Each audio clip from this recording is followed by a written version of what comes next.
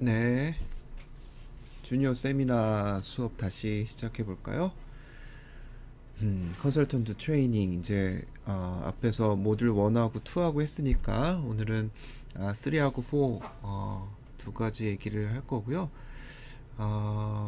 자세하게 다 얘기하는 것보다는 제가 쭉 오버뷰를 할 테니까 여러분들이 제가 특징적인 것만 얘기를 하면 한번 공부를 하면서 어떤 내용들이 있구나 이렇게 훑어보는 게 더 좋을 것 같아요. 왜냐면 이게 너무 길어지면 여러분들 힘들어 할 테니까 이런 컨설팅 툴들이 있구나라는 것들, 또 프로세스가 어떻게 진행되는구나라는 것만 이해하면 어느 정도 될 것 같고, 만약에 여러분들이 어떤 컨설팅 그 보고서를 한번 써봐야 되겠다라고 하면 여기 내에 있는 내용들을 몇 개를 발췌해서 조합해서 컨설팅 보고서를 만들면 되지 않을까 이런 생각이 드네요. 지금 우리가 와 있는 데가 모듈 3이고 모듈 3는 개별 기업에 대한 분석입니다. 우리 개별 기업이 어떤 특징을 지니고 있는가, 그리고 어떻게 변화해 오고 있는가라는 걸 보는 거죠.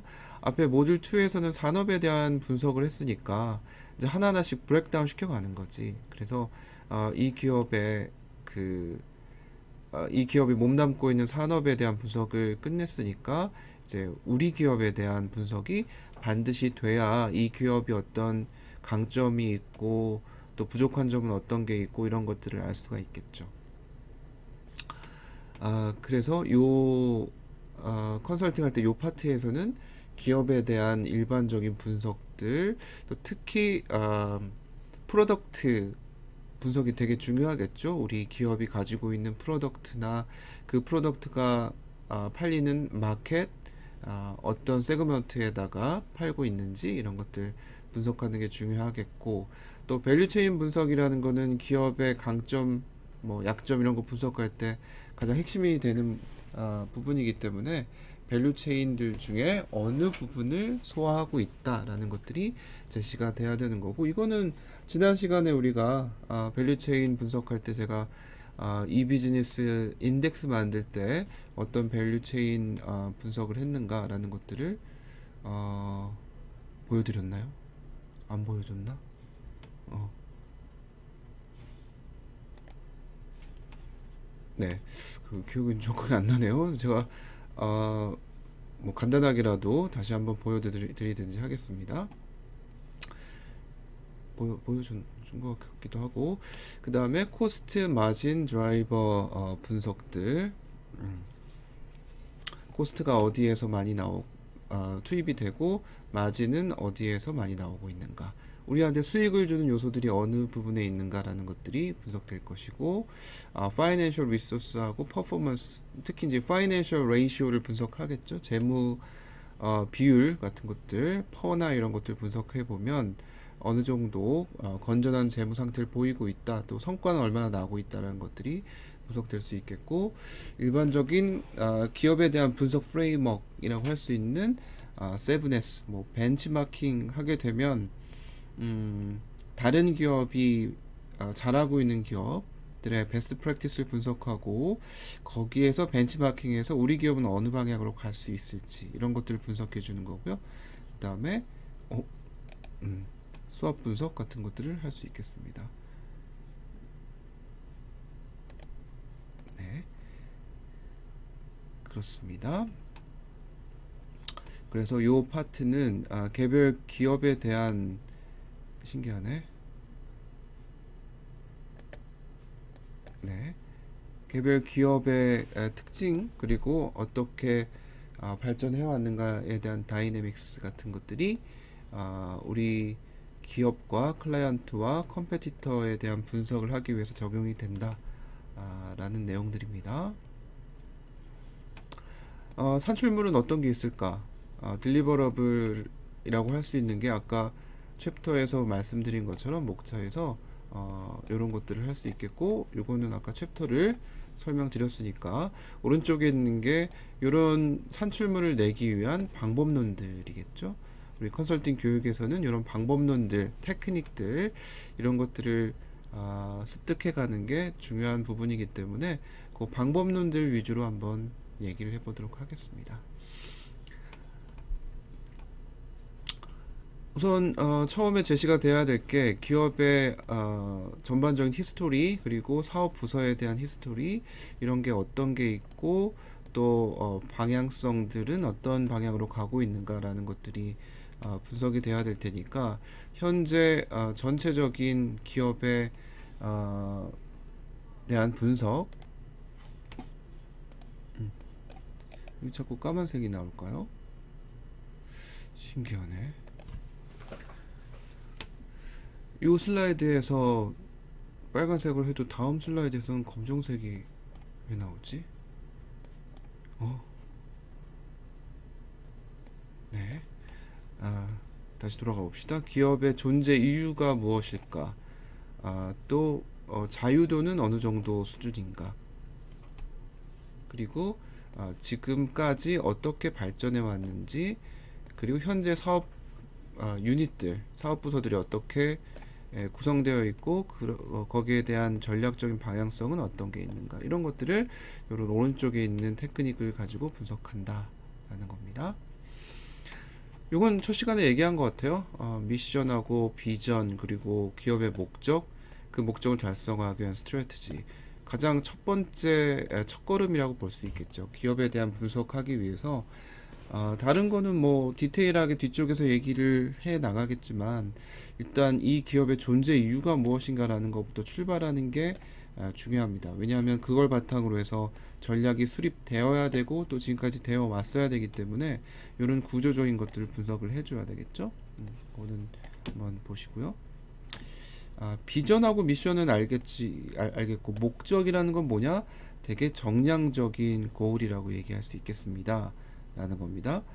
몇 달 사이 또는 뭐 몇 년, 이런 식으로 해서 우리 기업의 목표를, 뭐 여러 가지 그 정량적인 지표들이 있겠죠. 뭐 어디는 매출을 얘기할 수 있을 거고, 누구는 뭐 수익이 될 수도 있을 거고, 아니면 뭐 공공기관이나 또는 비영리 집단 같은 경우에는 뭐 서포트하는 사람들의 숫자, 이런 것들을 얘기할 수도 있을 테니까, 나름대로 요 비전과 미션을 달성하기 위해서 어떤 정량적인 목표를 세워야 될 것인지, 그거를 달성하기 위한 수단은 전략적으로 어떻게 마련을 해야 될 것인지, 마련해 왔는지, 이런 것들을 프로파일로 분석을 해주면 되겠습니다. 각각에 대한 차이점 같은 것들은 한번 읽어보세요. 제가 미션하고 비전하고 어떻게 다른가, 뭐가 더 위에 있는가 라는 것들 구분할 줄 알아야 된다고 했는데, 그것도 한번 체크해 보시기 바랍니다. 쭉 넘어갈게요. 이것도 비슷한 얘기니까. 네. 흔히 우리는 미션 스테이트먼트 또는 비전 스테이트먼트라고 얘기를 하죠. 그래서 그런 것들이 만들어지게 되면 우리 기업이 가지고 있는 비즈니스 어떤 것들이 있는가 라는 것들을 얘기해 줄 수 있겠고, 또 전략적 의도가 무엇일 것인가, 또 핵심적인 스트렝스가 어떤 게 있고, 또 비전과 미션을 달성하기 위한 전략들은 어떤 게 있는지, 우리 조직의 가치는 어디에 두고 있는지, 이런 것들을 여기다가 표시를 해주고, 그 다음에 그런 그 미션 비전 스테이트먼트를 만드는 뭐 방법이랄까, 뭐 CEO에 의해서 만들어지든지, 아니면 시니어 팀 혹은 밑에서부터 위로 올라와주는 그런 방법도 있을 거야. 한번 읽어보세요. 대부분은 뭐 CEO가 만들겠죠. 창업주가 우리 기업은 어떤 그 정신으로 이 기업이 오퍼레이션 돼야 되는가라는 것들을 만들어주고 있기 때문에 대부분 사훈, 뭐 사명은 있겠지만 사훈 같은 것들이 기본이 돼서 이런 미션과 비전 스테이트먼트가 만들어지고 있다고 할 수 있겠죠. 자, 목적 좀 구체적인 형태로 보여줘야 된다고 얘기했었는데, 그 목적의 대상이 될 수 있는 게 그로스나 신제품 개발, 또는 코스트를 어떻게 다운시킬 것인가, 다각화의 목적, 그리고 뭐 urgency의 센스를 가지고 목적을 만들어야 된다든지 뭐 이런 것들이 목적을 수립할 때 고려가 돼야 되는 부분들이다 할 수 있겠습니다. 이런 것들은 예시인데요. 한번 읽어보세요. 카피프로라는 기업인 경우에 얘들이 목적으로 하는 바가 무엇이냐? 비전이자 미션 스테이트먼트겠죠. 향후 30년 이내에 탑 10 매니팩처링 컴퍼니 중에 하나가 되는 거를 우리는 뭐 미션으로 보겠다 혹은 비전으로 보겠다. 여기서는 뭐가 돼야 될까? 뭐 미션이라기보다 비전이 되겠죠. 우리의 30년 후의 모습이니까 비전이 되는 거고, 미션이라는 거는 이 기업이 존재하는 이유에 대해서 설명을 해주는 것이기 때문에 조금 더 하이 레벨에서 얘기를 해줘야 될 거예요. 그 다음에 목적을 세우는 과정에서 어떤 목적을 보여줘야 될 것인가 라는 차원에서 보면 여기에는 목적이 있나요? 네. 그냥 뭐 revenue growth 또는 world class productivity 뭐 이런 식으로 정량화할 수 있는 목적을 제시하고 수치까지 얘기해 주면은 훨씬 더 좋겠습니다. 또 전략은 그 목표를 이루기 위한 우리의 전략, 크로스 펑셔널 얼라이언스를 맺겠다. 그런 전략을 세운다라는 거고, 뉴 미디어 비즈니스를 개발할 수 있도록 가속화시키겠다. 전략인 거죠. 그래서 이런 하이어러키가 쭉 맞게 만들어지고 있는지 분석을 하면 되겠습니다. 그래서 얘네들은 뭐 이런 그 인풋을 가지고 팩트를 게더링해서 우리 기업의 리터러처 서베이를 쭉 한 다음에 인터뷰도 하고 컴퍼니 애드버타이즈먼트를 스터디를 한 다음에 그런 것들을 종합하고 평가해서 다시 한번 리포뮬레이트 하는, 그러니까 이미 만들어져 있으면은 뭐 그걸 가지고 다시 한번 정리를 하는 과정으로 진행하면 되겠고, 만약에 이게 상호관계가 잘 맞지도 않고 목적으로 하는 그 대상들 이런 것들이 명확하게 표시가 안 돼 있다라고 하면 다시 한번 리포뮬레이트 할 수 있는 것들도 우리 컨설팅에서 해줘야 되는 부분들이 되겠습니다. 그래서 기업의 목적에 대해서 프로파일의 첫 번째 대상이 된 거고, 두 번째는 스테이크홀더에 대한 분석이 필요하다는 거죠. 스테이크홀더는 이해 당사자이기 때문에 쉐어홀더하고는 다르다 이렇게 얘기했어요. 얘들은 이제 주주가 되는 거고, 우리 클라이언트 기업한테 이해 관계가 있는 여러 기업들을 리스트업을 해줘야 되겠죠. 그래서 미디어도 그렇고 파트너들, 로컬 커뮤니티, 우리 지역사회에 있는 어떤 단체들, 그리고 정부, 규제 기관들, 서플라이어하고 커스터머, 또 협회들, 우리 기업 내부에 있는 종업원들, 탑 매니지먼트, 또 돈 빌려준 사람들, 뭐 이사회, 뭐 이런 사람들, 전반적인 사람들이 어떤 리스트가 있고 또 그 사람들이 우리한테 바라고 있는 니즈들은 어떤 게 있는가, 그런 것들이 산출물로서 제시가 돼야 될 겁니다. 그래서 스테이크홀더는 지금 쭉 설명을 했고요. 각각의 분석의 목적이 되는 방법들, 이런 것들이 여기에 쓰여져 있습니다.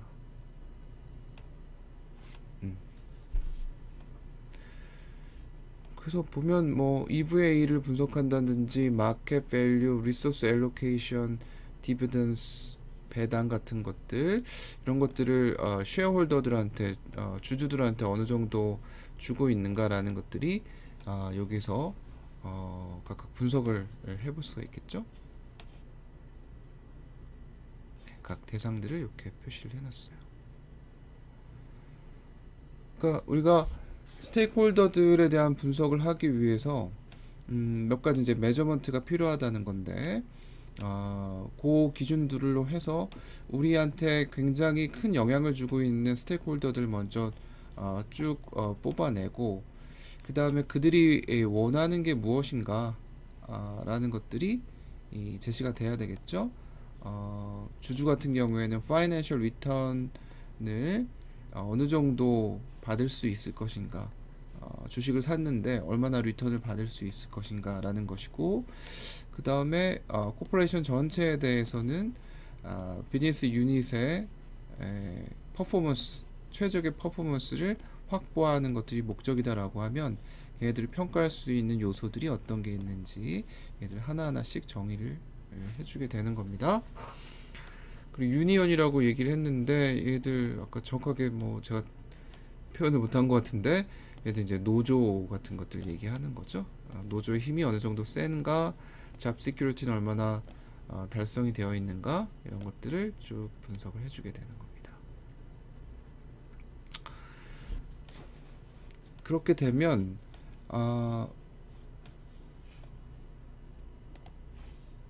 각 스테이크홀더들이 어디에 속해 있는가라는 것들도 분석해 볼 수가 있겠죠. 만약에 프레딕터빌리티 그리고 파워가 조금 적다, 그리고 되게 예측 가능한 그런 스테이크홀더다라고 하면 별 문제가 없는 것이 될 수가 있겠고, 근데 예측 가능성이 되게 낮고 파워도 되게 세다라고 하면 되게 위험성이 높거나, 아니면 우리한테 상대적인 기회도 얘기해 줄 수 있는, 힘도 세고, 그 다음에 우리가 처음에 생각했을 때는 별로 우리 쪽이 아니라고 생각했는데 우리한테 되게 포저티브한 결과를 줄 수 있다라고 하면 여러 가지 기회도 줄 수 있기 때문에, 이런 지난번에도 얘기했지만 컨설팅에서는 투 디멘셔널 스페이스에 각각을 매핑시키는 게 되게 명확하게 어떤 메시지를 전달할 수 있는 툴로 활용할 수 있기 때문에 이런 것들을 많이 이용하고 있습니다. 그래서 여기에 각각 이제 디멘전들을 바꿔가면서 스테이크홀더가 어디에 속해 있는지 이런 것들을 표시를 해낼 수 있겠죠. 뭐 관심도의 수준, 그리고 파워, 이런 식으로 매핑을 또 시켜 놓게 되면, 역시 뭐 어떤 방향으로 우리가 전략을 수립해서 나아갈 것인가 라는 것들을 이런 매트릭스를 가지고 활용을 해볼 수 있겠습니다.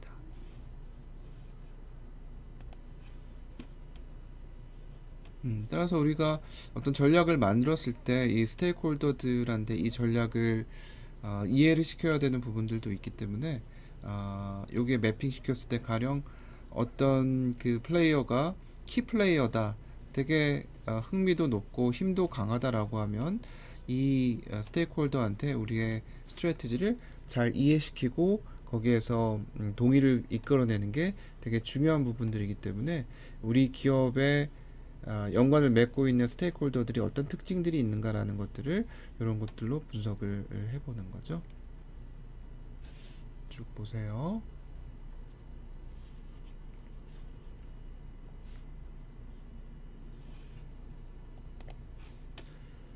이것도 우리 예시를 달아놓은 회사에 대해서 가능한 시나리오들이 각 스테이크홀더들에 대해서 우리가 하고자 하는 전략들에 대해서 되게 포저티브 할 것인가 네가티브 할 것인가 라는 것들을 분석해 놓게 되면, 전략을 맨 마지막에 이제 수립할 때, 선정할 때 이런 것들을 반영해서 선정할 수도 있기 때문에 중요한 요소다라고 볼 수도 있겠습니다. 그래서 우리 기업을 분석할 때 스테이크홀더 분석해야 될 텐데, 누가 스테이크홀더인지를 뽑아내주고, 그 다음에 얘네들이 목적으로 하는 바가 어떤 것들인가 라는 것들을 정의해주고, 그 다음에 각각의 스테이크홀더들이 어떤 중요성을 가지고 있는가, 또 우리가 어떤 뭐 전략을 수립했을 때 이 스테이크홀더들이 포저티브 할 것인가 네가티브 할 것인가, 이런 것들을 비교 분석해 주는 것들도 제시해 줄 수가 있겠습니다.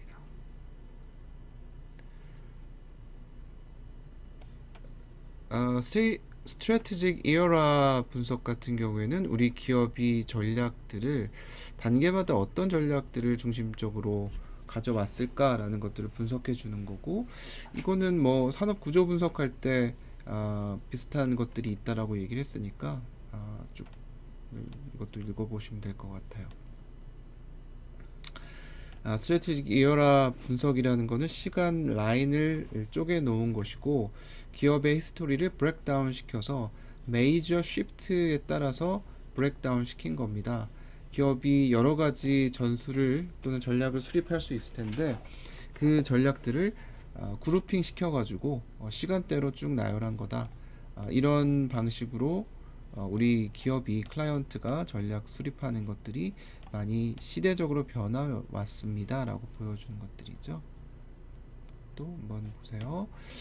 우리 기업이 시작, 또 인터내셔널라이즈 한 거, 다이버시피케이션, 또 뭐 멀티미디어로 초점을 맞추고 지속적인 다이버시피케이션 하는 시대, 이렇게 한 20년으로 나눠놨네. 이거 초창기에 하던 거, 또 국제화 시킨 거, 다각화 시킨 거, 또 멀티미디어 그룹으로 초점을 맞춰가지고 전략을 수립해서 발전해 나가는 모습, 이런 것들을 정리를 해줄 수 있겠습니다. 얘들도 팩트를 파인딩하고, 또 전략적인 패러다임들이 어떤 게 있었는지를 결정하고, 타임라인 같은 것도 만들어서 스트럭처를 제시해주는 방식으로 분석해 줄 수 있겠죠.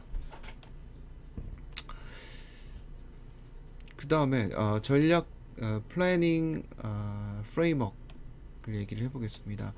보편적으로 기업이 있으면 사업 부서가 있고, 각 사업 부서의 프로덕트 유닛들에 대한 라인들이 쭉 있을 거라는 거죠.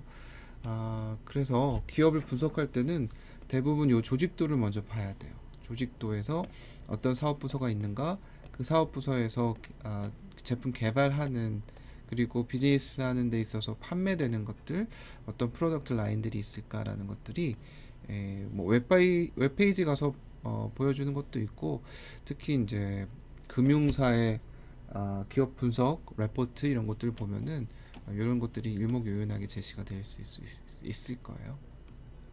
혹은 뭐 인터뷰를 통해서 그런 부분들을 분석해낼 수도 있겠죠. 따라서 스트래티직 플래닝 프레임워크이라는 거는 기업의 비즈니스 에어리어가 어떤 것들이 있는지 차트로 만들어내는 거고, 구조화된 설명으로 제시가 돼야 된다라는 거고요. 되게 이 기업이 비즈니스 영역마다 어떤 프로덕트가 있고, 컴페티터는 누구고, 커스터머 마켓, 뭐 이런 것들을 요약하는 되게 다용도로 활용될 수 있는 그런 툴입니다 라는 거죠. 그래서 보면 뭐 내내 비슷한 거예요. 여기에 우리 기업이 있고, 사업 조직들, 사업 부서들이 쭉 있습니다. 뭐 카메라를 생산하는 부서도 있고, 또 카피 프로라는 비즈니스 하는 영역들도 있고, 얘네들의 턴오버가 어느 정도 되고 있는지, 그 다음에 뭐 수익률이나 이런 것들은 몇 % 정도 되는지, 이런 것들이 분석이 될 수 있고, 각각의 부서마다 어떤 활동들을 하고 있는가, 또 성장률은 어느 정도인가, 그리고 어떤 전략을 수립해서 활용을 하고 있는지, not available 하는 것도 있네요. 뭐 이런 식으로 사업 부서 수준에서의 스트래티지 플래닝을 얘기해 줄 수가 있을 겁니다. 그러니까 제일 중요한 거는 결국은 기업의 조직들을 쭉 만들어 놓고 각각에 대한 설명을 붙이는 거라고 볼 수 있겠고, 그러기 위해서 사실을 파인딩하고 비즈니스 구조, 조직 구조를 정립을 해주고, 그 안에서 비즈니스 활동들이 어떤 게 있었는지, 또 레비뉴나 프로핏이나 임플로이드 숫자 뭐 등등 이런 것들을 정리해 주는 게 컴퍼니의 프로파일을 만드는 데 있어서 중요한 요소들이 될 겁니다. 그럼 전반적인 말 그대로 오버럴한 컴퍼니의 프로파일이 거치게 되면, 그 다음에는 이제 프로덕트에 대한 얘기로 넘어가겠죠.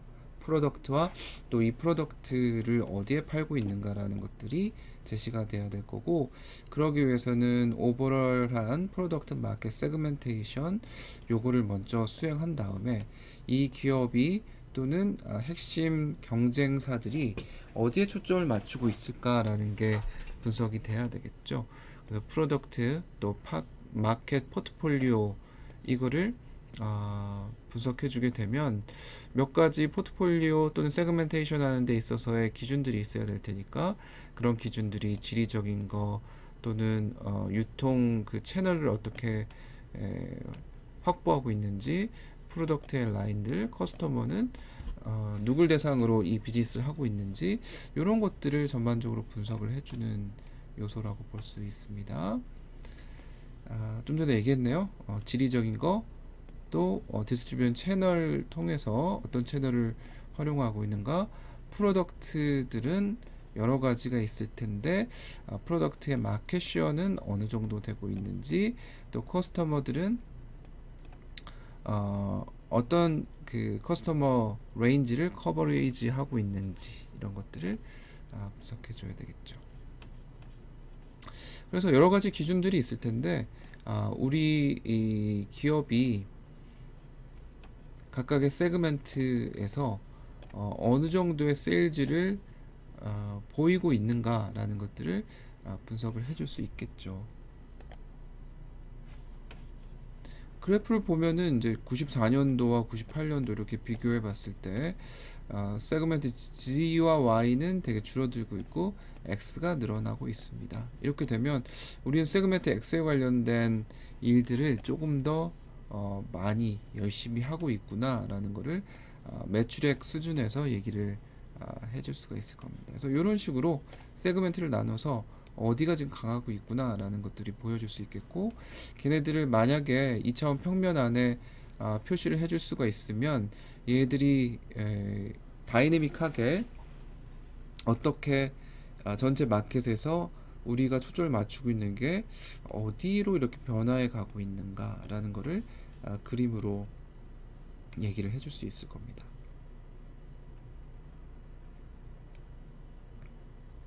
그런 식으로 표현해 줄 수 있겠고요. 여기도 보면 뭐 비슷한 거죠. 특정 컴퍼니의 세그멘트에 대한 쉐어가 어떻게 바뀌고 있는가 라는 걸 보는 거니까, 세그멘트 A와 B가 있는데 96년에서 97년도로 전체 오버롤 마켓 사이즈에서 우리 기업이 가지고 있는 쉐어가 어떻게 되고 있는가 라는 것들을 쭉 보는 거죠. 그래서 세그멘트 A에서는 마켓 쉐어가 별로 변하지 않았는데 세그멘트 B에서는 우리의 마켓 쉐어가 되게 늘어나고 있고, 또 마켓 사이즈도 여기 얘네들은 이 세그멘트들 다 합해서 100이었는데 150으로 세그멘트가 늘어나고 있고, 그래서 그 변화들을 우리가 얘기를 해줄 수 있겠구나. 마켓 전체는 50%의 성장률을 보이고 있고, 또 세일즈에서는 17.5에서 22.5 합한 거죠. 17.5에서 22.5로 늘어나고 있고, 그 다음에 근데 전체적인 쉐어가 얘들은 17.5%고 이 오른쪽으로 왔을 때는 15% 정도 돼서 전체적인 쉐어는 좀 줄어들고 있겠구나. 왜냐하면 이 세그멘트 B가 굉장히 많이 커졌는데 거기에서 쉐어를 5%에서 10%로 늘어나긴 했지만 전체적으로 봤을 때는 요 세그멘트 A의 비율이 줄어들기 때문에 비율은 전체 오버롤 마켓에서의 비율은 좀 줄어들고 있다. 이런 식으로 얘기를 하게 되면 이 기업의 프로덕트가 어디에 초점을 맞추고 있고, 또 마켓에 대한 세그멘트에서 그 크기가 어떻게 변화해 가고 있구나 라는 것들이 얘기해 줄 수 있겠습니다. 보면 되겠죠. 따라서 기업의 프로덕트 오퍼링이 어떤 게 있을까, 거기에는 그 경쟁자들의 프로덕트 오퍼링도 한번 같이 봐줘야 되겠죠. 차별점이 어디에 있는지 그런 것들이 분석이 되면 마켓하고 연결해서 분석을 해줘야 될 겁니다. 프로덕트 오퍼링이 어떤 마켓 세그멘트를 커버하고 있는가 라는 것들이 분석이 되겠죠. 그 다음에 세그먼트의 중요성에 대해서 분석을 해주게 되면 개별 세그먼트들의 사이즈들 분석해 줄 수 있겠고, 또 기업들이 그 마켓에서의 쉐어가 어떻게 되고 있는지 이런 것들 전반적으로 인디비주얼 세그먼트들의 사이즈, 그리고 컴퍼니의 쉐어가 어느 정도가 바뀌어 왔는지, 그리고 앞으로 바뀔 수 있는지 이런 것들을 전반적으로 분석을 해주게 되는 겁니다. 그래서 마켓과 프로덕트에 대한 세그먼트 분석을 해주게 되겠고, 그 다음에 우리는 이제 밸류체인 분석을 해줘야 되겠죠. 밸류체인은 어떤 건지 설명을 들었고, 또 거기에서 코스트와 마진이 어디에서 어떻게 나오고 있는가라는 것들이 분석이 돼야 될 겁니다. 그러니까 이제 하나하나 밑으로 내려오는 거예요. 오버럴한 컴퍼니에 대한 분석부터 시작해서, 그 다음에 또 직관적으로 우리가 알 수 있는 게 이 기업이 어떤 그 프로덕트와 어떤 마켓을 중점적으로 보고 있는가라는 것들을 본 다음에, 이제 그런 프로덕트와 마켓을 개발하기 위해서 우리 기업은 내부의 프로세스 관점에서 어떤 밸류 체인을 가지고 있고, 어떤 각각의 단계별로 밸류 체인에서 단계별로 강점 약점이 있는가라는 것들을 봐줘야 되겠습니다. 요건 내내 우리가 본 거니까 넘어가야 되겠죠. 밸류 체인은 뭐 어디서든지 나오는 내용들이라 잘 봐야 될 겁니다. 전반적으로 보면 우리 기업의 밸류 체인을 분석해주고, 또 서플라이 체인이라고 할 수 있는 뒤쪽의 서플라이어, 그리고 커스터머들, 이렇게 연결이 돼 있기 때문에 얘네들에 대한 분석을 해줘야 되겠고, 또 컴퍼니에 대한 컴페러들이 누가 있는가라는 것들을 분석해주면 전반적인 이제 밸류 체인에 대한 분석이 다 이루어질 수가 있겠죠.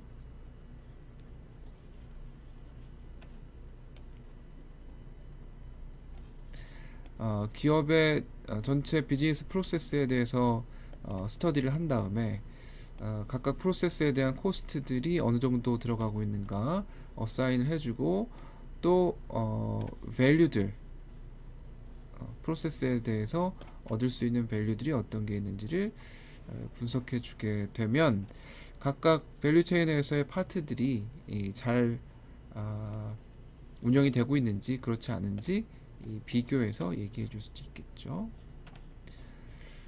밸류 체인의 각각의 요소들에 대한 얘기들, 그 다음에 정의들 이렇게 있습니다. 읽어보시고,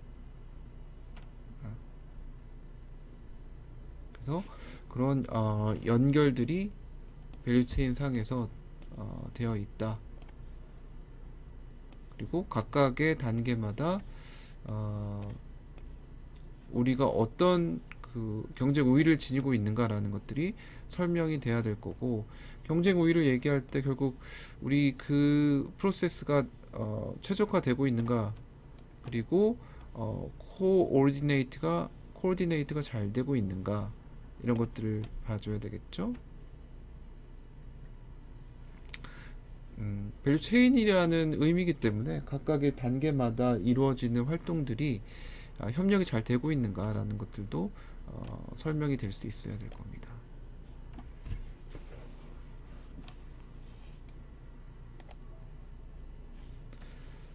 자, 여기 보면 여기가 밸류 체인인 거고요. 여기는 프라이머리하고 서포트 액티비티에 대한 거고, 요 서포트 액티비티에 대한 것도 이제 서포트라는 거는 프라이머리 액티비티를 보조하는 것이기 때문에 어디에 보조가 되는 것인가 라는 것들이 연결이 될 수 있겠죠.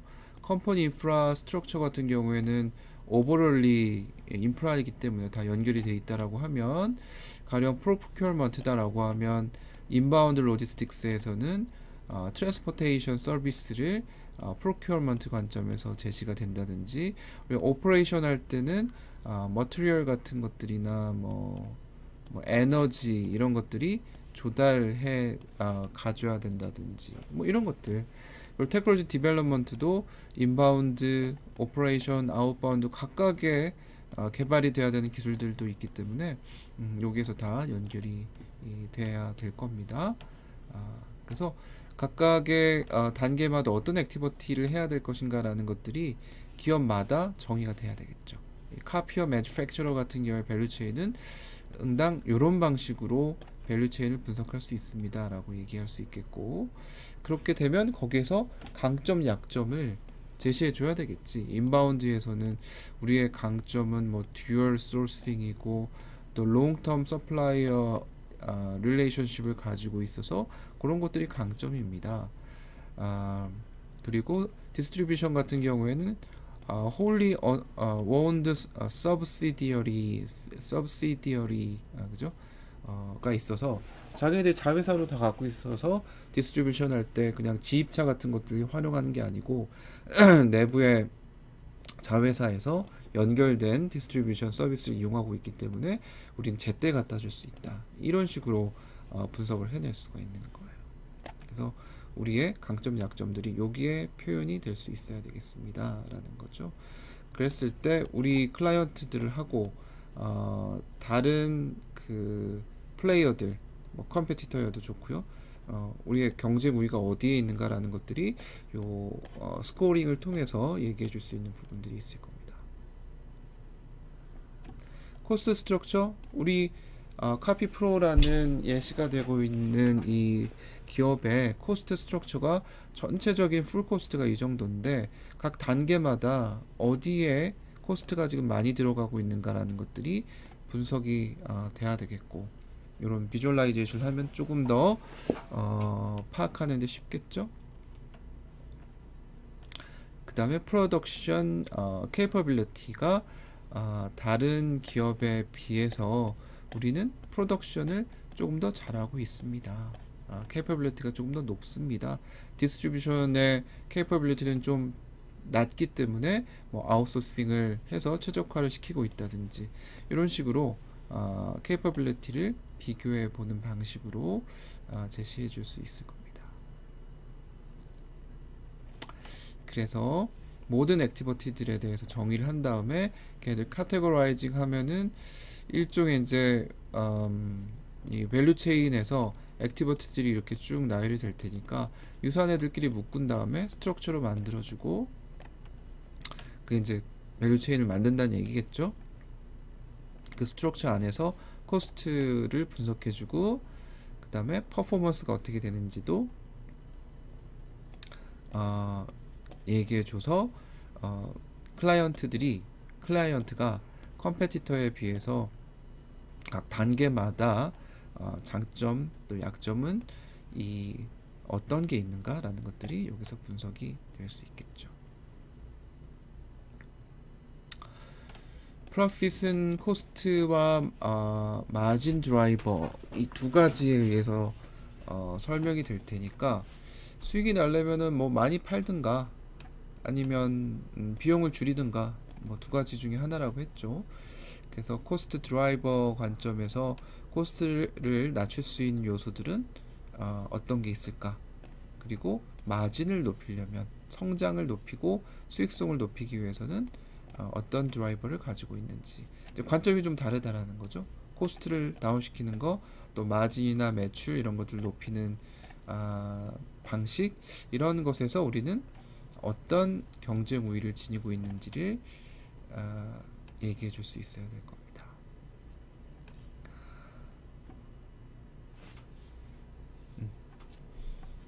그래서 코스트를 낮추기 위한 드라이버들, 크리티컬 매스를 만든다, 대량 생산한다는 얘기겠죠. 기술 개발에서 코스트를 낮춘다.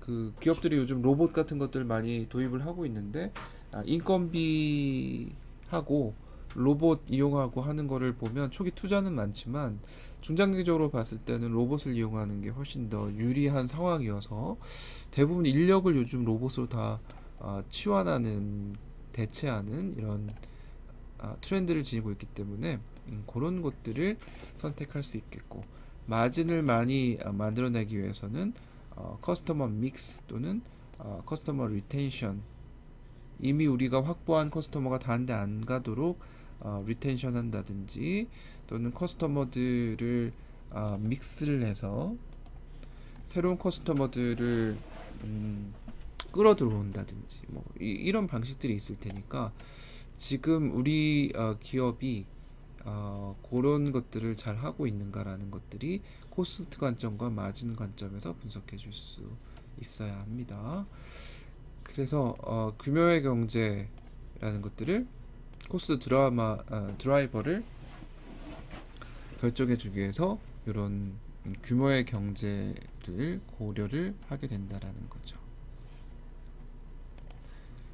왜냐하면 넘버 오브 유닛이 크면 클수록 코스트는 다운이 되는 것들이 이런 방식으로 보여지고 있기 때문에 얘네들을 어떻게 하면은 규모의 경제를 통해서 코스트를 낮출 수 있을 것인가 또는 낮춰왔는가 라는 것들이 제시가 되면 좋겠습니다.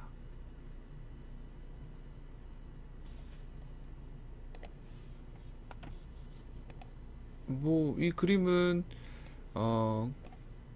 커스터머가 A, B라는 그룹이 있는데 A는 굉장히 많은 퍼센트를 차지하지만 우리한테 주는 그로스 프로핏은 거의 없고, B라는 그룹은 굉장히 우리한테 프로핏을 많이 주는 그룹이다라는 거를 이렇게 비주얼라이제이션 하면은 조금 더 우리의 커스터머 믹스 관점에서 봤을 때 우리가 초점을 맞춰야 되는 부분들이 어디에 있는가 라는 것들이 나오게 되겠죠. 네, 이것도 한번 읽어보세요.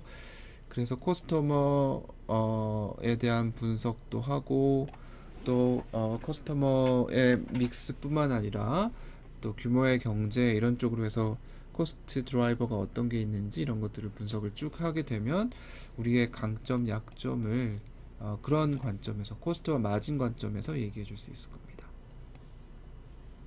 이렇게 코스트 드라이버 그리고 마진 드라이버 이런 것들 분석해가지고 얘네들이 우리가 벤치마크 하게 되면 컴페티터들이 각각의 활동들에 대해서 드라이버를 어떻게 실현시키고 있는가라는 것들을 보게 되면 우리 이 클라이언트가 경제 부위가 도대체 어디에 있는가라는 것들을 코스트와 마진 관점에서도 얘기해 줄 수 있겠죠.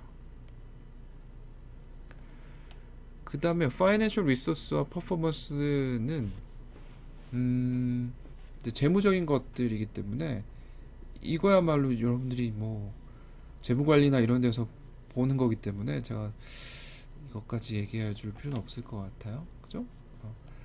퍼포먼스 인디케이터, 오퍼레이팅 퍼포먼스, 파이낸셜 퍼포먼스, 쉐어홀더 밸류 퍼포먼스 뭐 이런 식으로 스톡 프라이스가 어떻게 되고 있는지, 또 파이낸셜 스트럭처 자본에 대한 것들하고 또 그 재무적인 성과 이런 것들이 여러 가지 뭐 ROE나 퍼나 ROA니 뭐 이런 파이낸셜 레이쇼들이 많기 때문에 그걸 가지고 기업의 퍼포먼스를 분석해 볼 수 있겠고요. 그 다음에 기업의 그 마진이 많이 나고 있는 부분들은 어떤 게 있을까, 또 얼마나 잘 그들이 가지고 있는 자산들 뭐 부동산이어도 좋고 또 인력 자산이어도 좋고 그런 것들 어떻게 잘 활용하고 있는가라는 것들이 여기서 분석돼서 나오는 부분들이겠고요. 재무관리의 인컴 스테이트먼트, 밸런스 시트, 또 캐시플로우, 현금 흐름표 같은 것들 이런 것들을 보면 파이낸셜 그 분석의 결과를 뽑아낼 수가 있겠고, 거기에서 나름대로의 이 기업의 재무적인 상태의 강점, 약점들도 인사이트를 제시해 줄 수 있을 거다라는 얘기입니다. 이런 게 인컴 스테이트먼트인 거죠. 레비뉴는 이제 매출된 거에 대해서 코스트나 이런 것들을 빼서 프로핏을 계산하고 에비타를 오퍼레이팅 운전자금 뭐 이런 것들 빼게 되면 에비트를 구할 수 있겠고, 또 이자 비용 빼면은 넷 인컴 같은 것들, 또 배당 빼면은 배당을 제외한 어닝들 어떤 게 있는지를 얘기해 줄 수 있을 겁니다. 이거는 한번 쭉 보세요. 제가 말씀드릴 건 필요는 없을 것 같아요. 재무 비율 같은 것들을 여기에 이런 식으로 쭉 분석하게 되면 캐시 또는 에셋 이런 것들이 컴페티터에 비해서 얼마나 높다 낮다라는 것들이 분석돼서 나올 수 있을 겁니다. 재무적인 관점에서 시간이 지남에 따라서 어떻게 발전해 왔는가라는 것까지를 얘기해 줄 수 있겠고요. Financial Ratio도 이렇게 뭐 여러 가지가 있으니까 ROI, ROA, ROE, 뭐 EBIT 이런 것들이 쭉 있으니까 얘네들은 이제 경영학과 가서 많이 배우는 부분들인데 컨설팅 보고서에서는 기업을 분석할 때 이런 부분들이 들어가죠. 전략을 수립할 때는 물론 ISP 할 때는 이런 분석들이 들어가진 않지만 경영 컨설팅 할 때는 이런 내용들이 들어가줘야 될 거예요. 넘어가 봅시다. 설명 안 하겠습니다. 이런 부분들은 다만 이제 레이쇼를 정하게 되면 그 레이쇼가 연도별로 어떤 패턴을 보이고 있다.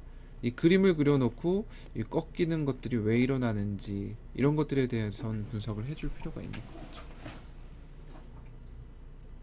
자, 그래서 파이낸셜 레이쇼에 대해서 제가 이거는 뭐에 의해서 나왔고 이런 얘기를 할 필요는 없잖아요, 그죠? 그래서 그거를 보면 정보를 얻어서 레이쇼를 정하고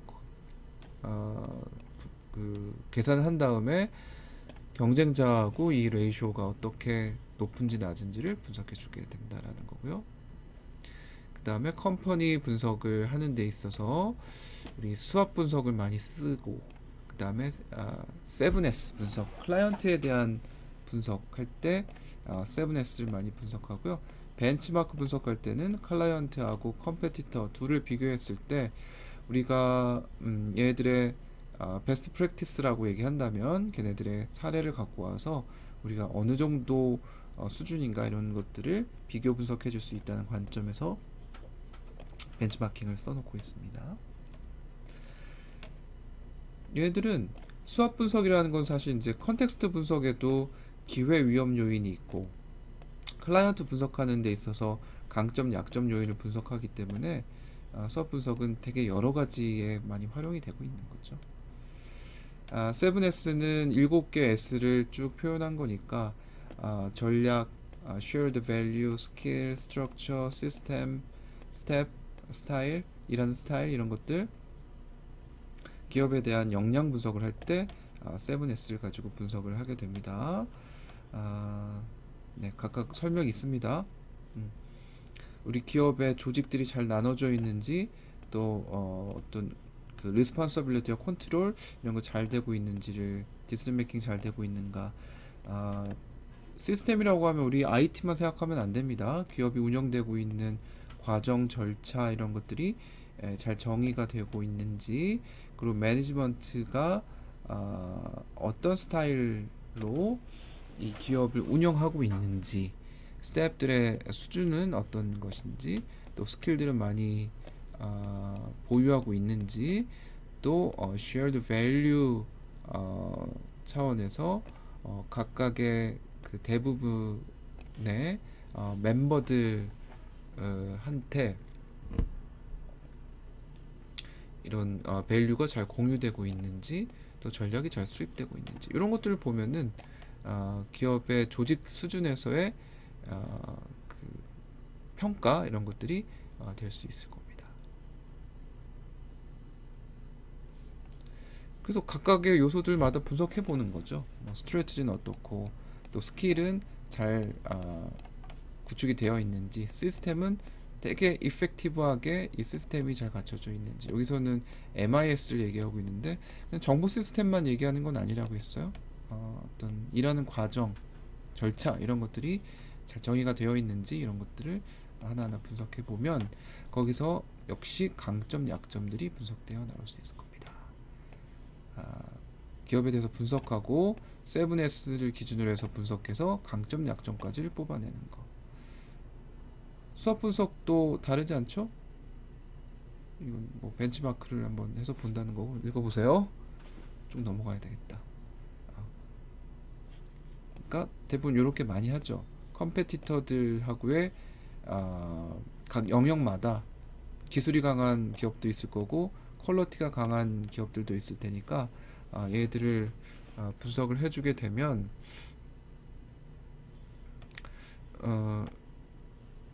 우리 기업하고 또 경쟁자가 되는 기업들하고 어떻게 차이가 나는가 라는 것들이 여기에서 분석이 돼서 비교를 해줄 수 있을 거예요. 그리고 각각의 석세스 팩터별로 가중치가 어떻게 되는지 보면 조금 더 자세히 봐야 될 것들이 무엇인가 라는 것들을 가지고 역시나 여기서도 경쟁자구의 비교 분석 같은 것들이 이루어지게 될 겁니다. 벤치마킹 대상을 정하게 되고 또 기준을 정하게 돼서 분석하는 데 있어서 필요한 정보를 모으고 또 벤치마킹 타입을 어떻게 할 것인가 외부의 정보를 모은 다음에 데이터를 가지고 분석하고 기업의 목표를 다시 세우는 방식으로 진행한다는 거고요. 그 다음에 수업 분석 많이 했을 거라고 믿어 의심치 않습니다. 이거는 외부적인 컨텍스트에 대한 분석이고 스트렝스하고 위크니스는 이제 내부적인 것들을 분석해 주는 것이기 때문에 강점, 약점, 기회, 위험 요인 이런 것들을 통해서 분석해 볼 수 있겠다고 했죠. 그래서 수학 분석을 정의를 내리고 그 다음에 강점, 약점, 기회, 위험 요인들이 어떤 게 있는지를 보고 최종적으로 얘들을 종합해서 우리의 전략적 방향성이 어디 있는지를 제시해 주는 거. 지난번에도 얘기했지만 이 각각의 기회, 뭐 강점, 약점 이런 것들을 뽑아내는 게 목적이 아니라고 얘기했어요. 얘들을 약점은 최소화하고 강점은 최대화하고 기회는 최대로 이용하고 위험 요소를 낮추는 그런 전략들이 어떤 게 있는지를 뽑아내는 게 수학 분석의 목적이라고 얘기를 했습니다. 그래서 그런 게 맨 마지막 임플리케이션으로 제시가 돼야 되겠죠. 자, 그 다음에 모듈 4로 가보면 클라이언트가 이런 실행할 수 있는 역량이 얼마나 있을 것인가. 뭐 커패시티라고 하면 역량이라고 해야 될까? 용량이라고 얘기를 하기도 하는데 실행 역량이라고 말하는 게 좋긴 하겠네요. 결국은 이제 이 컨설팅을 통해서 나온 결과들에 대해서 어느 정도 실행할 수 있는 그런 준비가 되어 있을까? 뭐 이런 것들을 여기서 분석 결과로 제시를 해줄 수 있겠죠. 아무리 좋은 옵션들이 있다라고 하더라도 그 기업에 맞지 않으면은 좋은 전략이 될 수는 없기 때문에 기업의 수행 역량 같은 것들이 제시가 돼야 될 겁니다. 그래서 클라이언트가 전략을 수행할 수 있는 커패시티가 어느 정도 있는가라는 것들을 분석해 줘야지 좀 더 옳은 전략적 방향성을 얘기해 줄 수 있기 때문에 기업의 capability 이런 것들을 분석을 해줘야 되겠다라는 거고요. 그러기 위해서는 operational capacity 운영을 할 수 있는 그런 capacity를 분석해 줘야 되겠고 조직의 capacity도 분석해 줘야 될 거고 또 특히 요즘은 information capacity도 얘기를 해줘야 될 겁니다. 정보 시스템을 어느 정도 갖추고 있는가 혹은 정보 관점에서 데이터를 모으고 이걸 분석하고 시스템화하고 이런 능력이 있는가 라는 것들이 어느 정도 분석이 되어야지 뒤쪽에 얼터너티브를 뽑아내는데 활용이 될 수 있겠죠.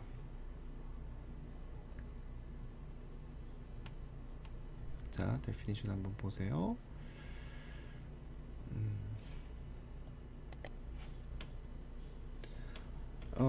우리가 그 실행의 커패시티를 분석하는 이유가 뭘까라는 것들을 보는 건데 우선은 상황에 대한 분석을 하게 되면은 이쪽에서는 익스큐션 그 단에서는 우리 기업이 이거를 실행할 수 있는 자유도가 얼마나 높은가라는 것들을 보는 거죠.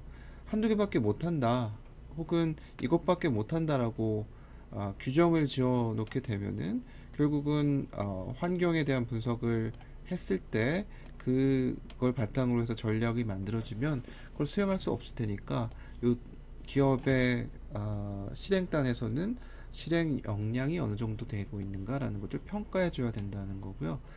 얼터너티브를 만들어내고 이밸루에이션을 스트래티지 어널리시스에서 나오게 되면은 그러면 이걸 실행할 수 있을까라는 관점에서 봤을 때 우리의 실행 커패시티 이거를 분석해서 지금 현재 그런 얼터너티브들을 실행할 수 있을지 혹은 우리가 execution capacity를 improve 하게 되면은 걔네들이 가능할 수 있을 것인지 이런 것들을 계속적으로 iteration에서 분석을 해주게 된다는 거고요. 그렇게 되면 최종적으로는 implementation 할 수가 있겠죠. 그러면 우리 기업에 아주 파워풀한 컨트리뷰션을 할 수가 있게 됩니다 라는 게 일반적인 그 우리의 오퍼레이셔널 커패시티하고 또 오르거니제이셔널 커패시티 또 인포메이션 커패시티 이런 것들을 분석하는 이유가 바로 이런 이유 때문에 분석하게 된다라는 겁니다. 그래서 우리는 대부분 이제 세 가지 정도로 이 기업이 오퍼레이션 그리고 조직 수준, 인포메이션 수준에서 우리의 전략이 수립이 됐을 때 이걸 실행할 수 있을 것인가, 실행 가능한 전략을 뽑아내기 위해서 얘들 다 분석해 본다라는 거죠. 우리 기업이 오퍼레이션은 좀 낮고 오거니제이션은 좀 높고 인포메이션은 아주 없다라고 했을 때 이런 식으로 표현이 되게 되면 정보 기술과 관련된 전략은 수립하기가 어려울 거고 얘네들을 임프루먼트를 하게 되면 그거를 바탕으로서 그런 앞에서 나왔던 전략들을 뭐 수립하게 해준다든지 뭐 이런 식으로 어떤 대안들을 얘기해 줄 수 있을 겁니다. 그래서 얘네들의 클라이언트의 execution capacity를 분석하는 이유는 현실적으로 전략적 솔루션을 임플리멘테이션을 해낼 수 있을 것인가 사전에 분석을 해줘야 된다라는 거죠.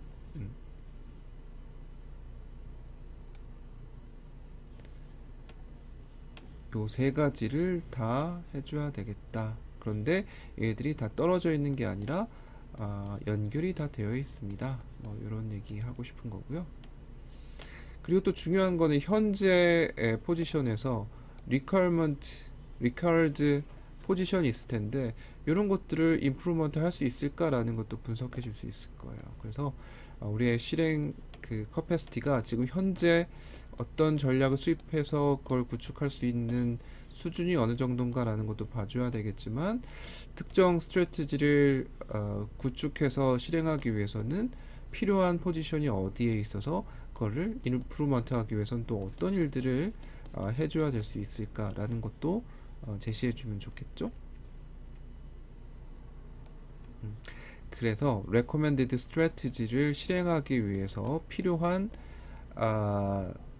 그 포지션으로 현재 포지션에서 그 포지션으로 가기 위해서 어떻게 해야 될 것인가 이런 것까지를 리소스나 케이퍼빌리티 이런 것까지를 제시해 줄 수 있으면 좋겠습니다.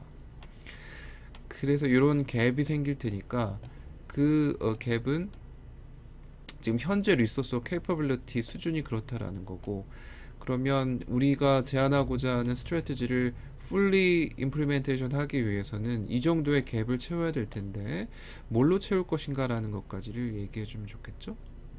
그런 식으로 컨설팅 보고서에 집어넣어 주면 좋을 겁니다. 이런 갭들이 어떤 게 있는지 또 갭이 어떤 갭이 크리티컬한 허들이 될 것인지 이런 게 없어질 수 있을 것인지 또는 변화를 임프루먼트 하는데 레디 되어 있는지 아니면 조금 임프루먼트 해야 되는 부분들은 어떤 게 있는지 그런 게 분석이 돼줘야 되겠죠. 리소스와 캐퍼빌리티 차원에서 해줘야 될 겁니다. 자, Operational Execution Capacity라는 거는 이걸 실행하는 데 있어서 업무 단계에서 오퍼레이션 하는 그런 실행 그 커패시티를 보는 거니까 클라이언트가 오퍼레이셔널 리소스를 확보하고 있는 정도 그리고 새로운 스트래티지를 임플리멘테이션 하는 데 있어서 요구되는 액티비티들을 실행할 수 있는 케이퍼빌리티를 창출할 수 있는 정도. 그러니까 현재 리소스가 제안하고자 하는 뉴 스트래티지를 달성하는데 충분한가, 그리고 그렇지 않다면은 어떤 케이퍼빌리티를 조금 더 크리에이션 해야 될 것인가, 리즈너블한 타임 프레임 안에서.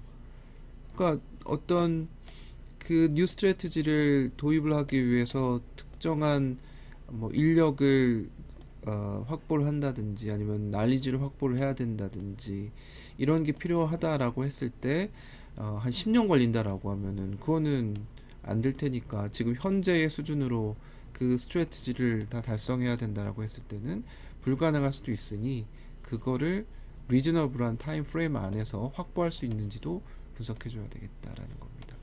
그래서 이 위쪽에 있는 것들을 분석해 준다라는 거고, 현재 어떤 그 업무 수행단에서의 리소스와 케이퍼빌리티가 어떤 게 있는지 그런 걸 분석해 준다라는 거죠. 오퍼레이션 펑션에는 퍼스널이 있을 거고, 어카운팅, 마케팅, 프로덕트에 대한 디벨롭먼트, 기술에 대한 기술 개발, 퍼체싱, 서플라이어들하고의 관계를 얘기해 주는 거, 이런 쪽에서의 업무 수행 능력이 우리가 어느 정도 수준인가 라는 것들이 분석이 먼저 돼야 된다는 거예요.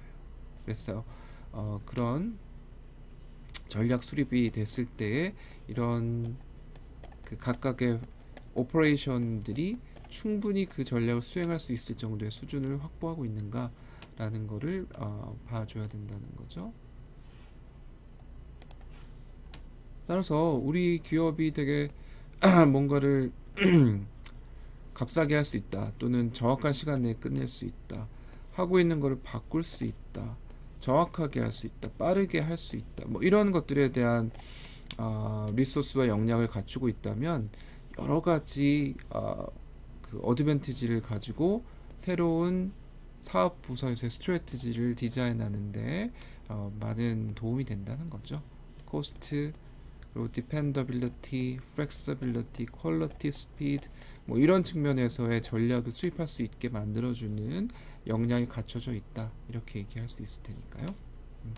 그래서 여기 오퍼레이션 관점에서 보면 한 5가지 정도의 퍼포먼스 목적을 가지고 있을 텐데, 프로덕티비티, 생산성을 높인다든지, 릴라이어블하게 오퍼레이션 한다는 거, 또 바꾸는 데 있어의 변화에 대한 역량, 또 에러를 없애는 그런 역량들, 그리고 빠르게 산출물을 낼 수 있는, 이런 크게 이제 5가지 정도의 퍼포먼스를 얘기를 많이 하는데, 이런 거를 기준으로 해서 전략을 수립할 수 있도록 이렇게 바탕을 만들어 놓고 있다. 이 5가지는 우리가 항상 뭔가 오퍼레이션 단에서 퍼포먼스를 얘기할 때 이런 기준들을 많이 얘기하고 있으니까 여러분들이 알아두는 게 되게 중요할 것 같아요. 그래서 우리 기업은 이 5가지의 오퍼레이션 커패시티 관점에서 봤을 때 어떤 게 강하고 어떤 게 약한가, 이런 사업 부서 안에 있는 그 유닛들을 가지고 이제 평가를 해줄 수 있겠습니다. 그렇게 되면 우리 밸류체인 상에서 뭐 R&D에서의 리소스 관점, 그리고 케이퍼빌리티 관점, 어떤 것들이 있는가라는 것들이 쭉 나열이 될 것이고, 그것의 강점, 약점을 여기서 평가를 해볼 수가 있겠죠. 그래서 앞에서 이 밸류체인 상에서 여러 가지 단계들이 있을 텐데, 그 중에 하나를 선택해서 우리는 탑 퍼포머하고 클라이언트를 비교해 봤을 때, 여기는 이제 오퍼레이션이겠죠? 리드 타임이나 매니팩처링, 플렉서빌리티, 뭐 등등 이런 케이퍼빌리티를 정해 놓고, 거기에서 가중치를 주고, 지금 우리가 컴페티터하고 비교해 봤을 때 우리 클라이언트가 어느 부분에서 강점과 약점이 있는가라는 것들이 여기서 분석해 줄 수 있을 겁니다. 비교한다는 거죠. 클라이언트들하고 경쟁사들하고 했을 때 밸류체인 상에서 뭐가 더 높고 낮다라는 것들이 여기서 얘기가 되게 되면, 클라이언트는 모듈러 디자인을 어댑트 할 수 있을까? 키 퀘스천을 여기다 던지는 거예요. 왜냐하면 뒤쪽에서 우리가 전략을 수립해서 얘들이 이게 가능한가라는 것들을 체크해 봐야 되기 때문에 이런 질문들을 쭉 해놓고 거기에 대해서 비교해서 수준들을 차이점들을 가지고 뽑아내주게 되는 거죠. 그러면 오퍼레이셔널 리소스와 capability를 일단 정하고, 그죠? 여기에서 이런 우리 기업의 리소스와 capability가 밸류 체인 상에서 어디에 존재하고 있는가라는 걸 보고 강점, 약점들을 쭉 나열을 한 다음에 크리티컬 갭이 어떤 게 있는가, 이 뒤쪽에서 무엇인가 이제 전략을 수립해서 임플리멘테이션 해야 될 때 커다란 갭이 어디에서 발생하고 있는가라는 것들을 최종적으로 제시해 줄 수 있겠습니다. 조직 수준에서의 execution capacity라는 거는 뭘까요? effectiveness를 increase 하기 위해서 조직의 다이내믹스를 변화시킬 수 있는 역량, 능력, 이렇게 얘기를 하고 있습니다. 아까 오퍼레이션 단에는 이런 세부적인 얘기들 안에서의 오퍼레이션, 업무를 수행하는 데 있어서의 내용들을 표시한 거고요. 오르거니제이셔널 커패시티라는 거는 좀 하이 레벨로 가야 되겠죠. 그래서 financial, physical, technological, human, reputation, 그런 intangible한 것과 tangible한 것들의 capacity를 분석하는 것이다 라고 할 수 있겠습니다. 그래서 키 인디케이터들 여기 오른쪽에 파이낸셜 관점에서는 debt와 equity의 레이쇼가 어느 정도인가, 부채가 얼마나 높은가 라는 것들을 보면 조직의 execution capacity 같은 것들이 분석이 될 수 있겠죠. 그리고 기술, 페이턴트를 어느 정도 가지고 있고 중요 특허를 가지고 있는가, 이런 건 조직 수준에서 얘기할 수 있는 것들이고, 레퓨테이션, 브랜드의 레코그니션이 어느 정도일까, 이런 것들 분석하게 되면 이제 조직 수준에서 전체적인 전략을 수립할 때의 조직 디자인이나 또 스킬, 이런 것들이 전략을 임플리멘테이션 하는데 옵티멀한가, 조직 구조가 옵티멀한가, 조직의 브랜드가 옵티멀한가, 조직 전체의 특허 기술 수준이 스트래티지를 임플리멘테이션 하는데 적절한가, 이런 것들이 여기에 일목요연하게 표시가 될 수 있겠습니다. 이런 거 미들 매니지먼트에 대해서도 각각 리더십, 테크니컬 스킬, 이런 것들을 분석해 주게 될 것이고,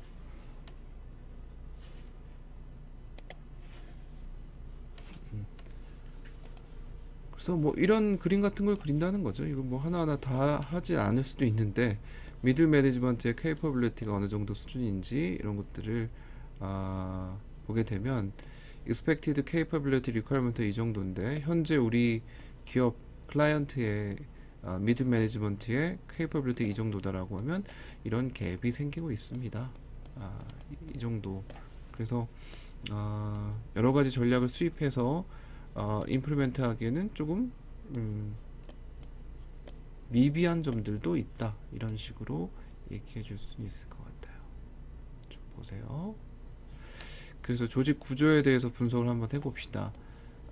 조직 구조, 그러니까 구조상의 문제하고 또 인력들에 대한 문제, 조직 수준에서의 인력, 이런 것들을 쭉 분석해 보면 강점, 약점을 분석할 수 있겠고, 또 갭이 만들어질 수 있을 테니까 크리티컬한 갭들은 어떤 게 있는지, 차이점들은 어떤 게 얘기할 수 있을지, 이런 것들이 여기서 분석돼서 나오게 되겠죠.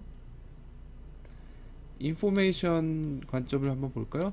인포메이션 테크놀로지 익스큐션 커패시티라는 거는 클라이언트의 인포메이션 테크놀로지 시스템이 전략을 실행하는 데 있어서 충분한가, 그 정도를 분석해 볼 수 있겠다. 일단 정보 시스템이 잘 갖춰져 있어야 된다는 거죠. 전략을 실행하는 데 있어서 그런 것들이 분석될 수 있겠죠.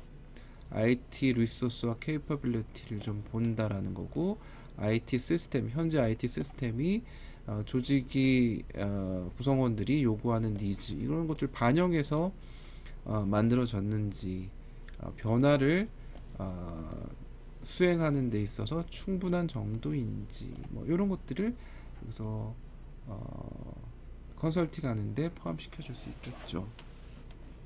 특히 요즘 뭐 우리 연구실에서도 DT에 관련된 프로젝트들을 여러 개를 하고 있는데 관심들이 되게 많은 것 같아요. 공공기관들도 그렇고 각종 이제 기업들도 자신들이 디지털 트랜스포메이션을 어떻게 할 수 있을 것인가 라는 것들에 대한 고민들 되게 많이 하고 있고, 얘네들이 특히 이제 중견 그룹도 그런데 디지털 트랜스포메이션을 해야 되는데 리소스가 되게 부족하다, 특히 인력이 부족하다라는 거는 모두가 다 동의하는 부분인 것 같고, 그걸 해결하기 위해서는 이 외부에 있는 컨설팅 업체들이 그런 것들을 가서 도와줘야 된다는 거죠. 내부 인력이 적기 때문에. 그래서 코로나 시대가 시작된 이후로, 그때 제가 한번 뭐 첫 시간에 얘기한 것도 같고, 컨설팅 업체들이 몸집이 엄청 커졌어요. 왜냐면 DT 또는 뭐 DX 뭐 비슷한 말이지만 그런 프로젝트가 엄청나게 많아지면서 뭔가 인력들을 필요로 하는 경우가 많이 있었다는 거죠. 그래서 컨설팅 업체들이 막 2배 정도 커지고 프로젝트도 많아지고 사람도 많이 채용을 해야 되고 하는 부분들이 있어서 컨설팅이 코로나의 영향을 받아서 훨씬 화랑기에 접어든 케이스도 많이 있습니다. 물론 지금은 또 한풀 꺾인 시기일 수도 있지만 이런 새로운 기술들과 트렌드가 만들어질 때, 새로운 키 컨셉이 만들어질 때는 컨설팅 업체들의 역할이 굉장히 중요하다 볼 수 있겠죠. 네, 그렇습니다. 그래서 컨설팅 쪽이 이런 기술적으로 새로운 기술들이 나오게 되거나 또는 컨셉들이 나오게 되면 새로운 비즈니스, 컨설팅 비즈니스들이 되게 많아질 수 있는 거예요. 그래서 요즘에 디지털라이제이션이라는 거 또는 뭐 네트워크 커넥티비티 뭐 이런 컨셉들이 나오게 되면 분명히 기업들이 이걸 도입하는 데 있어서 배려가 있을 거라는 거죠. 그런 것들을 제거해 주는 컨설팅을 해줘야 될 거고, 그런 다음에 새로운 비즈니스 컨텍스트를 이해하고 또 새로운 비즈니스 케이퍼빌리티를 개발할 수 있도록 우리가 전략을 세워줘야 된다 라는 얘기입니다. 그러기 위해서는 기술적인 수준이 어느 정도 되어 있는가 라는 것들을 분석해 줄 수 있어야 되겠다, 그런 얘기죠.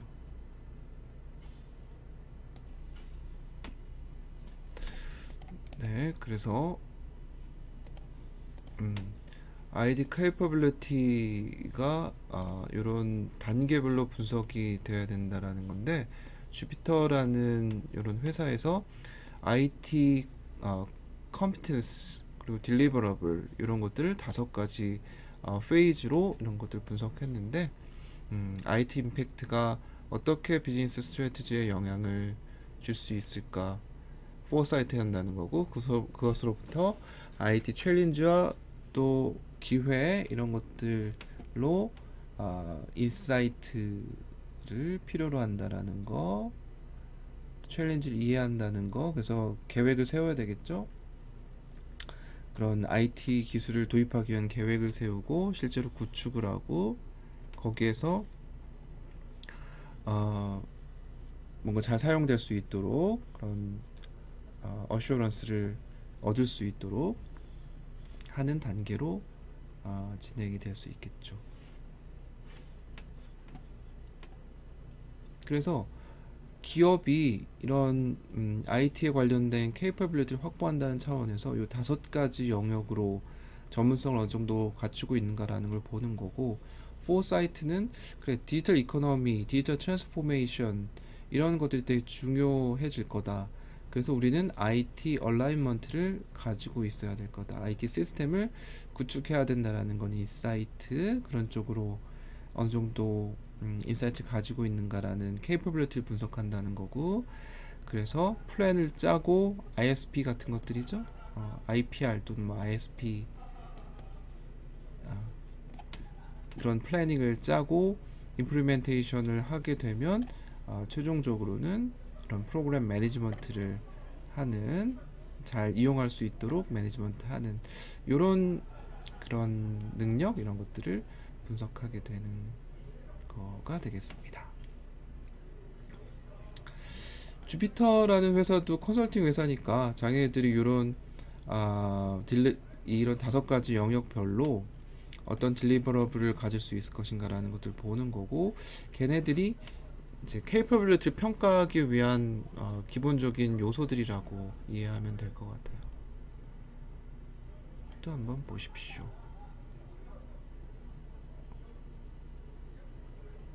네. 그래서 IT capability라는 거를 일단 이제 분석하려면 엘리먼트들이 필요할 테니까 우리의 기업이 IT 수준 capability 분석하기 위해서는 IT 관련된 조직이 전담 조직이 있는가 라는 거, 컴퓨팅 관련된 기술적인 요소들, 그리고 애플리케이션 활용할 수 있게 만들어줬는지, 네트워크는 표준을 잘 따르고 있는지, 데이터는 좋은 데이터가 만들어지고 있는지, 이런 것들을 분석해 볼 수 있겠다라는 거죠. 물론 외부적인 기술적인 뭐 트렌드 이런 것들을 통해서 기술이 어느 정도 발전하고 있는가라는 환경적인 것도 분석해 줄 수 있어야 그게 우리 기업의 capability까지 영향을 줄 수가 있을 테니까 그런 요인들이 들어갈 수 있겠습니다.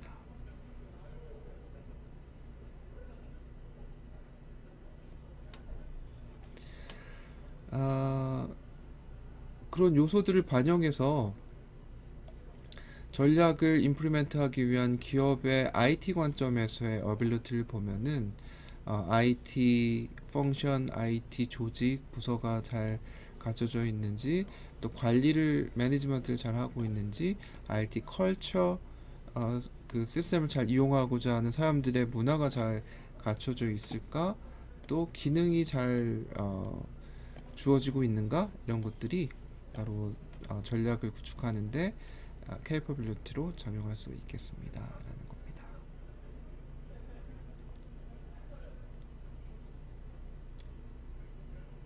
자, 그래서 이런 것들을 보면은 디파트먼트 Y가 IT capability가 어느 정도 수준인가, 기업 내에 있는 부서들을 분석을 해보는 거죠. 어느 정도 임프루먼트가 돼야 되는지 이런 것들이 여기에서 분석돼서 나올 수 있겠고, 뭐 애플리케이션, 또 퍼포먼스, 뭐 IT 솔루션의 어베일러빌리티 이런 것들이 케이퍼빌리티 분석하는 좋은 팩터로 볼 수가 있기 때문에 걔네들을 분석하는 데 반영을 할 수 있겠어요. 그래서 프레임워크를 일단 봐야 되겠죠. 우리 IT capability 분석하기 위한 프레임워크를 한번 정립을 해본 다음에 현재 수준이 어느 정도 수준인가라는 것들을 한번 스터디를 해보고, 그 다음에 변화에 대한 평가들, 앞으로 IT를 어느 정도 수준을 높일 수 있을 것인가라는 것들을 평가를 해주게 되면 최종적으로는 IT 포트폴리오에 대해서 인베스트먼트, 그리고 어느 정도 밸류들이 보여지고 있는가 라는 것들도 분석해 줄 수 있을 겁니다. 그래서 최종적으로는 IT 리소스 케이퍼빌리티 이런 거에 강점 이런 것들이 우리 클라이언트는 어느 정도 IT의 execution capacity를 가지고 있습니까 라는 거에 대한 답을 우리가 얘기해 줄 수가 있겠죠. 네. 그래서 오늘은 첫 페이지로 가볼까? 오늘은 전체 그 트레이닝 컨텍스트에서 모듈 3와 모듈 4를 얘기를 해봤고요. 아마도 이제 앞에서 얘기했던 것의 연장선상에 있기 때문에 인디비주얼 컴퍼니에 대한 특징 분석, 다이내믹스 이런 것들은 아마 뭐 이해하기가 어렵진 않을 것 같고, 모듈 4에 있는 거는 이런 스트래티지가 나왔을 때 어느 정도의 그 실행 능력을 갖추고 있는가라는 것들을 분석하는 것이기 때문에 조금 색다른 내용일 수는 있을 겁니다. 그래서 그런 내용들을 한번 살펴보시기 바라겠습니다. 네, 수고했습니다.